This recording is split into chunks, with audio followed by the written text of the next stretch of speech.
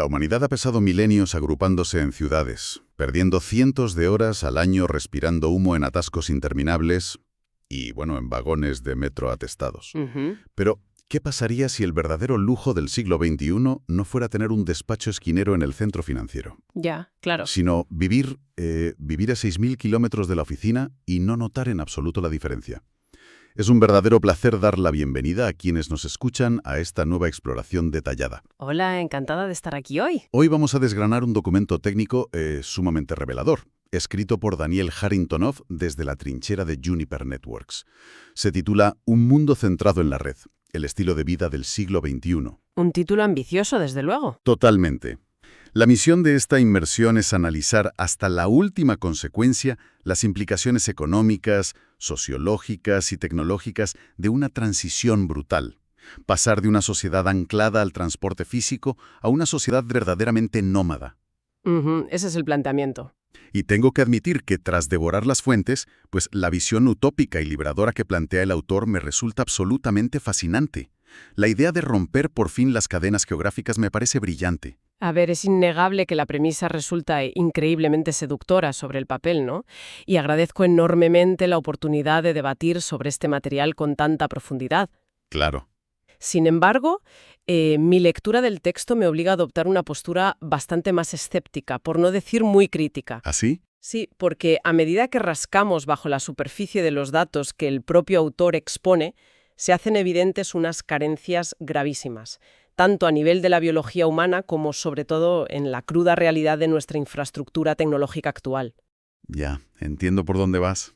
Creo que se subestiman barreras fundamentales que hacen que esa utopía nómada, eso de trabajar desde una playa tailandesa, esté mucho, mucho más lejos de lo que el entusiasmo inicial podría sugerir. Pues me encanta que partamos de posiciones tan distintas, porque eso nos va a permitir exprimir el texto al máximo y no dejarnos nada en el tintero.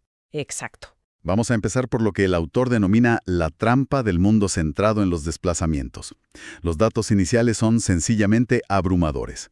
Naciones Unidas señala que la mitad de la población mundial vive ya en áreas metropolitanas. Una barbaridad. ¿Y esto genera una migración diaria masiva que es casi cómica si la miramos desde fuera? Hablamos de una pérdida de tiempo improductivo brutal. En Estados Unidos la media supera las 100 horas al año perdidas. ¿100 horas? 100 horas, únicamente en ir y volver del trabajo, mirando el parachoques del coche de delante. Es una locura, sí. Pero fíjate, aquí llega la gran paradoja estadística que menciona el estudio y que resulta casi incomprensible. Resulta que el 55% de los empleados gubernamentales estadounidenses podrían, en teoría, teletrabajar sin problema. Ujú. Pero solo un mísero 8,67% lo hace. Claro, la inercia. Y en el sector tecnológico, que se supone que es la vanguardia de todo esto, es aún más sangrante. A un 37% de los profesionales les interesaría tanto teletrabajar que estarían dispuestos a aceptar un recorte salarial. Madre mía. Con tal de lograrlo, sí. Pero solo el 7% lo consigue. Es un potencial humano y económico totalmente desperdiciado por pura inercia corporativa. Es que esa inercia corporativa, como bien dices, tiene unas raíces mucho más profundas que la simple resistencia de un jefe anticuado. El documento lo ilustra a la perfección. No podemos simplemente levantar la vista del ordenador, desconectar y marcharnos a la montaña. Ya, no es tan fácil. Nada fácil. El texto incluye un análisis interesantísimo de la figura 1. Es un mapa de Los Ángeles elaborado con datos combinados de Trulia y Google. Ese mapa es absolutamente clave para entender el problema real. Sí, el de los precios de las casas, ¿verdad? Eso inicio. Muestra una correlación innegable, casi matemática, entre los precios astronómicos de la vivienda y las rutas de tráfico en hora punta. Las arterias más congestionadas son exactamente los canales que conectan zonas con costes de residencia muy distintos. O sea que la gente se traga el atasco porque no puede permitirse vivir cerca de la oficina. Tal cual. La gente no es libre para flotar por el mundo. El ser humano, por naturaleza y necesidad, echa un ancla. Un ancla. Ujú. Y esa ancla puede ser aceptar una oferta de trabajo específica o buscar un barrio seguro con buenos colegios para los hijos. A partir de ese momento, tu radio de asentamiento se vuelve completamente esclavo de esa decisión inicial. Tiene sentido. Por eso, el documento destaca métricas tan reveladoras. La distancia media al trabajo es de 16 millas en Estados Unidos, de 5 a 10 millas en el Reino Unido y de apenas 7,6 kilómetros en Canadá. Es muy curioso ver esas diferencias entre países. Da la sensación de que en Estados Unidos el modelo de expansión urbana, ese sprawl, de casas unifamiliares aisladas, alarga la condena del desplazamiento, Totalmente. mientras que en Europa o Canadá las ciudades son algo más compactas. Pero, sea cual sea la distancia, el concepto del ancla es el mismo. Seguimos atados. Exacto. El modelo urbanístico dicta la longitud de la cadena, pero la cadena sigue ahí, intacta. Si de verdad fuéramos una sociedad de la información libre de ataduras, esas cifras de desplazamientos diarios simplemente no existirían. Seguiríamos otro patrón. Seguiríamos otro patrón muy distinto. Pero seguimos atados a la geografía, por una necesidad intrínseca de estar cerca del núcleo de toma de decisiones o de los servicios esenciales. Pero claro, si la geografía es un ancla tan pesada en el mundo físico, la red promete ser el barco que nos libere. El autor plantea que la tecnología no solo puede igualar, sino superar esas limitaciones históricas. Bueno, eso dice él. Y el argumento central para apoyar esto es la promesa de la experiencia multidimensional. Si revisamos las tablas 1 y 2 del documento, la comparativa de costes es demoledora a favor de la red. A nivel de costes directos, sí. El mundo físico tiene un coste lineal, continuo y doloroso. En Estados Unidos, mantener una simple conversación verbal o visual de forma presencial cuesta una media de 50 centavos de dólar por cada milla viajada. Y eso sin contar la vivienda. Exacto. A eso hay que sumar el coste indirecto, carísimo, de pagar una hipoteca cerca de ese centro de negocios. En cambio, en la red los costes son discretos y escalan maravillosamente bien. Sobre el papel, claro. La comunicación dentro de una red de área local es a efectos prácticos gratuita. La banda ancha para videoconferencias tiene un coste marginal mínimo. La visión aquí es que la tecnología está cerrando la brecha. Permitiendo interacciones. De canales múltiples, sí, como la telepresencia de altísima definición o incluso la realidad virtual en 3 dimensiones. Entornos que pueden replicar la redundancia de codificación de mensajes de nuestro cerebro para que la distancia deje de importar. Y ahí es exactamente donde la tecnología actual fracasa estrepitosamente frente a millones de años de evolución biológica humana. ¿Fracasa? Yo lo veo cada vez más avanzado. Avanza. Pero el propio texto, si se lee con detenimiento, ofrece los argumentos necesarios para dudar de esa equivalencia mágica entre lo digital y lo presencial.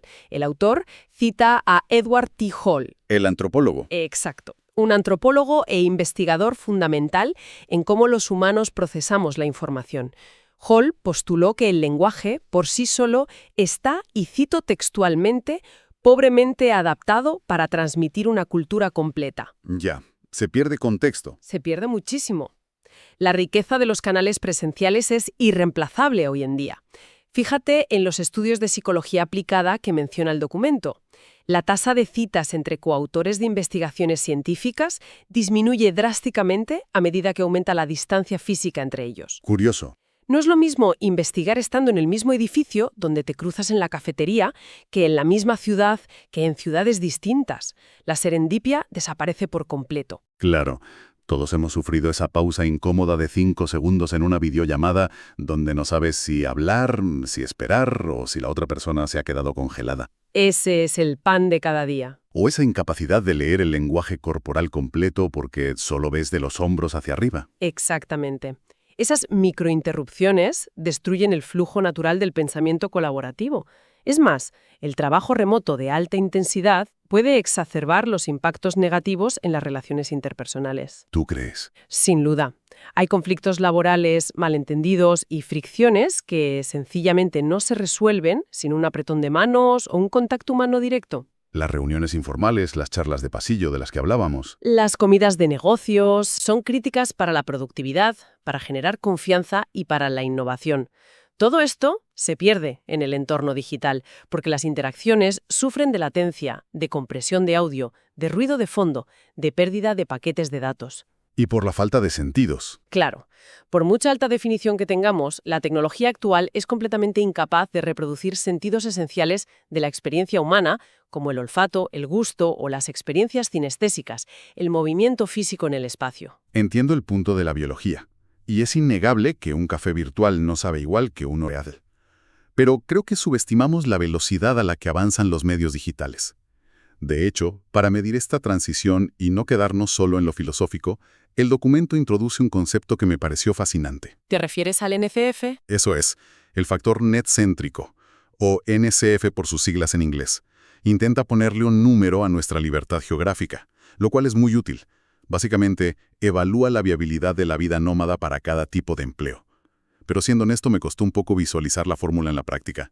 Es normal.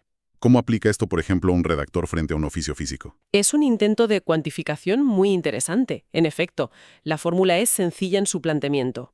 El NCF es igual al número de tareas que se pueden realizar online dividido por el total de las tareas. O sea, tareas offline más tareas online. Eso es. Esto otorga una puntuación que va del 0 al 1 a cada profesión. Si se es un redactor técnico independiente, como mencionabas, o un programador de software, el NCF se acerca al valor de 1. Independencia total. Significa independencia total de la geografía, exacto. Su materia prima son las ideas y su producto final son archivos digitales. En el otro extremo del espectro, alguien que se dedique a la peluquería, a la cirugía de urgencia o a la construcción tiene un NCF de 0 o muy cercano a 0. Lógico, no puedes cortar el pelo por Zoom. Imposible. La maquinaria necesaria para cortar el pelo o poner ladrillos a distancia a través de Internet sería económicamente prohibitiva e inviable de fabricar a gran escala hoy en día. Para el trabajador del conocimiento medio, la escala es reveladora. Un empleado que, por ejemplo, necesita ir presencialmente a la oficina 3 días a la semana para reuniones críticas, tendría un NCF de 0,4. Y es justo ahí donde la economía de la distancia entra en juego, y es donde la tabla 3 del estudio despliega unos datos verdaderamente asombrosos. El análisis demuestra cómo un NCF alto expande el radio de asentamiento de una forma radical. Hasta extremos un poco absurdos, diría yo. Bueno, el texto pone un ejemplo que parece ciencia ficción, pero es pura matemática. Imaginemos a un empleado que alcanza un NCF de 0,8. Eso significa que solo tiene que ir presencialmente a la oficina un día a la semana. Un día presencial, vale. Con ese factor, de repente es económicamente viable vivir a 2.500 millas de distancia, es decir, trabajar para una empresa en el carísimo distrito financiero de San Francisco, pero establecer la residencia habitual en Montreal o incluso en las playas de Hawái. Ya, claro, el paraíso prometido. La razón: el inmenso ahorro mensual en el coste de la vivienda y en los desplazamientos diarios en coche compensa, y con mucho margen, el pago de billetes de avión regulares y estancias de hotel una vez a la semana. Matemáticamente, sí. Y hay un dato que es una auténtica bomba en el documento con respecto a esto: el impacto de huella de carbono de un viajero transcontinental que vuela en avión comercial unas 50 horas al año para cumplir con ese NCF de 0,8. Sí, lo he leído. Puede ser significativamente menor que el de su colega de oficina que arranca un coche frío cada mañana y conduce un vehículo normal todos los días durante 15.000 millas anuales. Es un modelo donde la geografía pierde todo su peso histórico. Reconozco que es un dato impactante sobre el papel, pero debemos analizarlo con una mirada sumamente crítica. Esta ecuación de la tabla 3, por muy elegante que sea matemáticamente, es dolorosamente fría y de una naturaleza puramente financiera. Bueno, la economía mueve estas decisiones. Sí, pero trata a los seres humanos como si fueran simples paquetes o mercancías en una hoja de cálculo de costes logísticos. Asume unas condiciones de vida absolutamente ideales que rara vez ocurren en la realidad. ¿A qué te refieres exactamente? Por ejemplo, ignora por completo el desgaste físico y psicológico que supone meterse en vuelos largos de forma regular. No cuantifica el impacto del desfase horario constante en la salud a largo plazo, el estrés crónico de las salas de espera de los aeropuertos. Eso es verdad. Volar cada semana cansa. O del país. Además, supone que el teletrabajador extremo tendrá que pagar una prima encubierta por vivir cerca de un gran centro de transporte para facilitar ese vuelo semanal. Claro, no te vas a vivir a una cabaña aislada sin aeropuerto cerca. Exacto. Lo cual inevitablemente altera el mercado inmobiliario y el tejido social de esas comunidades receptoras. Reducir la viabilidad del teletrabajo extremo a una simple resta entre el coste de la hipoteca en California y el precio del billete de avión a Hawái es una simplificación extrema de lo que implica la vida humana.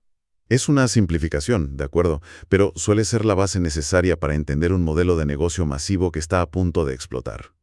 Y claro, pintar este escenario idílico donde te vas a Hawái con tu portátil asume que la conexión a Internet de esa isla no te va a dejar colgado. Es mucho asumir.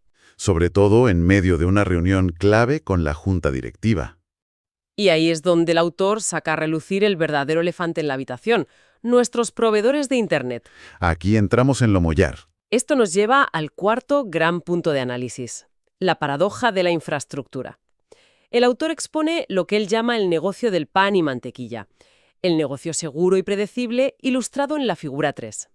Fíjate en el núcleo del mercado actual. Los trabajadores de distancia media. Eso es, los que viven a una distancia media de la oficina entre 10 y 40 millas. Según los cálculos, si estas personas teletrabajaran más días a la semana, podrían ahorrar entre $200 y $500 al mes en gasolina, desgaste del vehículo, peajes y posibles ajustes de vivienda. Un dinero considerable. El argumento es aplastante. Si los proveedores de servicios de Internet, los ISPs, ofrecieran conexiones verdaderamente impecables, estables y garantizadas, la gente estaría encantada de cederles una parte de ese ahorro. Pagando un sobreprecio. Pagando entre $50 y $200 más al mes por un servicio verdaderamente premium. Esto permitiría a las operadoras duplicar o incluso triplicar su ingreso medio por usuario. Es el escenario corporativo perfecto. El trabajador gana una inmensa calidad de vida ahorrando tiempo y la operadora multiplica sus beneficios. Todos ganan. Sería el escenario perfecto, sin lugar a dudas, si la tecnología subyacente de la red no estuviera basada en lo que el texto define claramente como el gran engaño del best effort o el mejor esfuerzo posible. El famoso best effort, sí. Y aquí es donde tengo que echar un jarro de agua fría o más bien un bloque de hielo sobre esa visión idílica de la telepresencia fluida que nunca falla. La industria actual de las telecomunicaciones está rota a nivel estructural para ofrecer lo que este modelo exige. ¿Rota?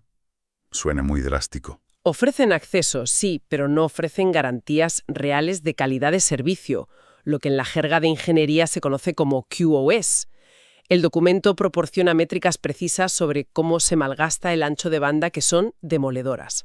Tomemos Skype como ejemplo clásico. ¿Vale? El códec de audio más básico necesita apenas 8 kilobits por segundo para transmitir una voz clara. Sin embargo, el manual técnico para empresas exige una conexión simétrica de al menos 33 kilobits por segundo. 4 veces más. Exacto.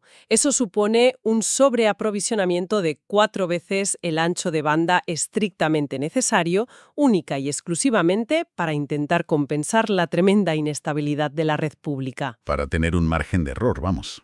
Pasa lo mismo o peor con el vídeo. Netflix requiere entre 1.400 y 2.700 kilobits por segundo para transmitir una película en calidad estándar, pero la conexión mínima recomendada en Estados Unidos para que no hubiera cortes ni molestos tiempos de carga era de 15 megabits por segundo. Madre mía, 15 megas frente a menos de 3. Hablamos de un sobreaprovisionamiento de más de 5 veces. Para visualizar esto, es como si la operadora te diera una tubería gigante, pero llena de fugas y fluctuaciones de presión, ¿verdad? Es una analogía perfecta. Y sin embargo, mucha gente piensa que, como la fibra óptica cada vez es más rápida y contratamos más megas en casa, estos cuellos de botella se solucionan mágicamente mediante la fuerza bruta del ancho de banda. Es una falsa sensación de seguridad. La fuerza bruta del ancho de banda no resuelve la latencia ni la pérdida de paquetes, que son críticos para una videollamada en tiempo real, aunque sirvan para descargar un archivo pesado muy rápido. Claro, el archivo llega pero desordenado o a trompicones. Para ayudar a visualizar esto con otra analogía de la vida real basada en los datos técnicos del texto, lo que hacen actualmente los proveedores de Internet con este modelo de mejor esfuerzo es el equivalente a tener que construir una autopista gigantesca de 10 carriles. Expropiando terrenos y gastando una fortuna. Para luego dejarla totalmente vacía, única y exclusivamente para asegurarse de que un solo coche pueda ir a máxima velocidad de un extremo a otro, sin miedo a cruzarse o chocar con nadie más. Es un despilfarro arquitectónico inasumible. Visto así, es una locura de ineficiencia. La conclusión del autor en este punto es técnica y comercialmente demoledora. Para mantener una sesión de telepresencia empresarial verdaderamente multimodal y profesional que requiere menos de un 0,2% de pérdida de paquetes, Que es poquísimo. una fluctuación en la llegada de esos paquetes o jitter menor a 10 milisegundos y un retraso total de ida y vuelta por debajo de los 200 milisegundos. O sea, exigencias altísimas. Se necesitarían entre 40 y 200 megabits por segundo sostenidos, exclusivos e ininterrumpidos. Y eso, hoy por hoy, es sencillamente inviable a gran escala y de forma garantizada mediante las redes convencionales que llegan a la gran mayoría de los hogares en el mundo. O sea que estamos pagando por una autopista gigante Y cruzando los dedos para que no haya tráfico en el momento exacto en que enviamos un dato crítico o abrimos la boca en una reunión con la directiva. Literalmente cruzando los dedos. Visto así, tiene todo el sentido que el teletrabajo de alta intensidad siga viéndose como un riesgo hoy en día. Si lo pensamos bien, esto cambia radicalmente cómo cualquiera de los que nos escucha debería negociar su próximo contrato laboral a distancia. Desde luego. Ya no se trata tanto de pedir un coche de empresa o tickets restaurante, sino de exigir que la empresa asuma el coste de una conexión con calidad de servicio garantizada por contrato. Es un desafío técnico mayúsculo, sin duda alguna. Y organizativo. Pero el autor no parece creer que sea insalvable. Y esto nos abre la puerta al laberinto de la estandarización técnica y a las posibles soluciones. Un laberinto que, insisto, se asemeja mucho más a una pesadilla de ingeniería mezclada con burocracia institucional al más alto nivel. Bueno, vamos a ver la figura 4. El texto ilustra en su figura 4 el concepto teórico del túnel virtual. La idea sobre el papel es maravillosa. Crear una conexión garantizada, dedicada y blindada desde el router de la casa del empleado hasta los servidores de la oficina central, atravesando múltiples proveedores y países por el camino. Suena genial. Pero el autor detalla de forma exhaustiva por qué esto está paralizado en la práctica. Hay una falta alarmante de estándares globales que funcionen. Múltiples organizaciones internacionales, con siglas tan complejas como el OIF, el MEFE y la ITUT, están involucradas en debatir esto. Pero sin lograr un consenso claro. Exacto. Implementar un túnel garantizado a nivel mundial requeriría sistemas de facturación multipartitos operando en tiempo real. Imagina la locura de que 1 céntimo de euro de tu conexión mensual tenga que dividirse entre 3 empresas de telecomunicaciones de distintos continentes en fracciones de segundo. Solo por asegurar que tus paquetes de datos pasen primero. Es una locura contable. Requiere acuerdos de nivel de servicio instantáneos entre competidores feroces y plantea unos retos de seguridad y de control de abusos formidables. Las grandes empresas de telecomunicaciones se niegan sistemáticamente a invertir millones en desarrollar una arquitectura tan sumamente compleja. Sobre todo si la competencia no va a poder leerla. O peor aún, si esa inversión va a beneficiar indirectamente a un proveedor rival que no ha puesto un duro. Es un callejón sin salida corporativo donde nadie quiere dar el primer paso. Entiendo el bloqueo. Es el clásico problema de que nadie quiere pagar la fiesta si todos van a beber. Pero aquí es donde Haritonov no se queda cruzado de brazos en el diagnóstico pesimista. Propone una salida, y es el punto donde rescato todo mi optimismo sobre este cambio de paradigma. Te escucho. El documento propone la adopción masiva de lo que denomina redes conscientes de la aplicación, o AAN por sus siglas en inglés. La idea es brillante por su pragmatismo. Plantea simplificar el problema monumental que acabas de describir, reduciendo drásticamente los intermediarios en la cadena. ¿Y cómo lo logra? Propone 2 modelos prácticos. El primero es utilizar redes de entrega de contenido, los conocidos como CDNs, a nivel comercial. De esta forma, se acota el enorme problema de la garantía de servicio a un contrato privado entre solo 2 actores bien definidos, el proveedor local y la red de distribución global. Vale, elimina eslabones. El segundo modelo es aún más directo y fascinante, el concepto de jardín vallado o walled garden. Básicamente significa que el contenido corporativo pesado o la plataforma de telepresencia se aloja directamente en los servidores del proveedor de la última milla. O sea, la operadora que te da servicio en casa. Sin depender de terceros. Estas soluciones cortocircuitan toda esa burocracia global de la que hablabas. Técnicamente es muy astuto. Y quiero coronar esta parte con un dato del texto que arroja muchísima esperanza sobre nuestro futuro.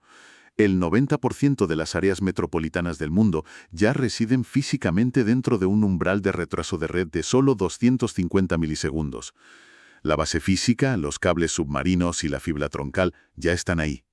Es un gran avance, sí. Si se aplican estos modelos simplificados de los que habla el autor, esta tecnología no solo liberaría a los oficinistas del primer mundo, podría llevar una inmensa prosperidad económica y acceso a empleos de alto nivel a zonas rurales y países en desarrollo, superando de un salto histórico la enorme brecha digital. Es absolutamente innegable que la infraestructura de fibra óptica troncal a nivel global que se ha construido en las últimas décadas es un logro monumental de la ingeniería.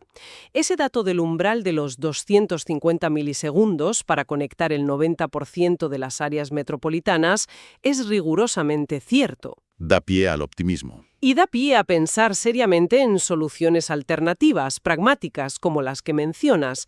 Simplificar la intrincada cadena de suministro de datos es, desde la perspectiva estricta de la ingeniería, el camino más sensato frente al estancamiento burocrático de los grandes estándares internacionales. Claro, hay que buscar atajos. Sin embargo, no hay que pecar de ingenuos ni perder de vista las consecuencias secundarias. El modelo de jardín vallado, por muy eficiente que sea técnicamente, implica ceder un control enorme, casi absoluto, a los proveedores de última milla. Te entiendo. Se vuelven los dueños de la puerta de acceso. Si ellos deciden qué plataformas corporativas funcionan bien y cuáles sufren retrasos, podríamos estar sembrando las semillas de nuevos monopolios digitales, fragmentando la neutralidad de la red en favor del rendimiento corporativo de unos pocos. Es un riesgo a tener muy en cuenta, desde luego. Ha sido un análisis fascinante y tremendamente profundo sobre un documento que anticipa debates que ya estamos viviendo. Para ir cerrando esta inmersión de hoy, y para que la información asiente bien, vamos a recapitular y establecer un bloque de conclusiones claras a partir de todo el material. Me parece perfecto. Hemos navegado por 3 pilares fundamentales extraídos de la investigación de Kharitonov. Así es. Si repasamos de forma objetiva todo lo expuesto, el primer pilar nos muestra que el concepto del factor netcéntrico demuestra matemáticamente que la geografía de la vida laboral podría, al menos en teoría, desligarse por completo de la tiranía de la oficina. Con ese NSF cercano a 1. Exacto. Esto hace que desplazamientos vitales extremos como mantener un empleo y vivir en otro continente pasen de ser una fantasía inalcanzable a algo económicamente lógico y justificable en el papel. Exactamente.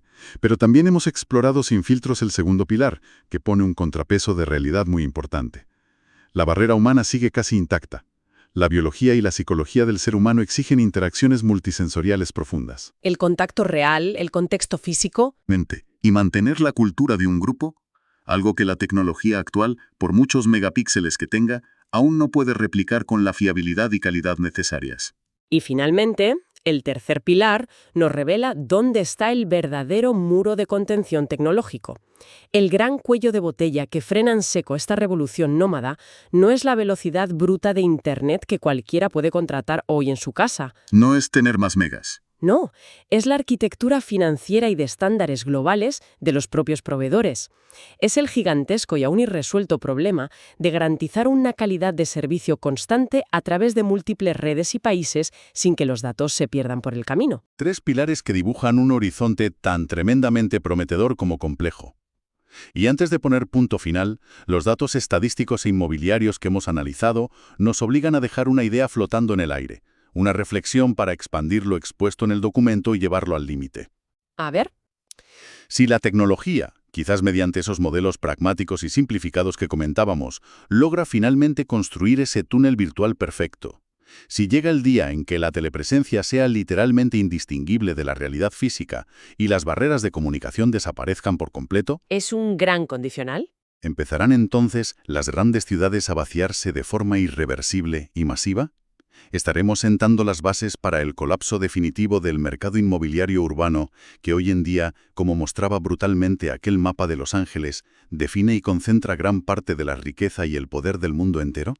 Es una perspectiva que cambia por completo las reglas del juego a nivel global. Es, sin ningún género de dudas, una incógnita monumental y un escenario disruptivo que los economistas, sociólogos y urbanistas tendrán que empezar a modelar muy seriamente si esta transición hacia un mundo netcéntrico sigue avanzando a este ritmo. Absolutamente de acuerdo. Y con esa gigantesca incógnita sobre el futuro económico y físico de nuestras ciudades, concluimos la sesión de hoy. Agradecemos enormemente la compañía de la audiencia en este viaje analítico a través de la intersección entre las redes tecnológicas y la geografía humana. Esperamos que nos acompañen en la próxima exploración detallada. Hasta pronto.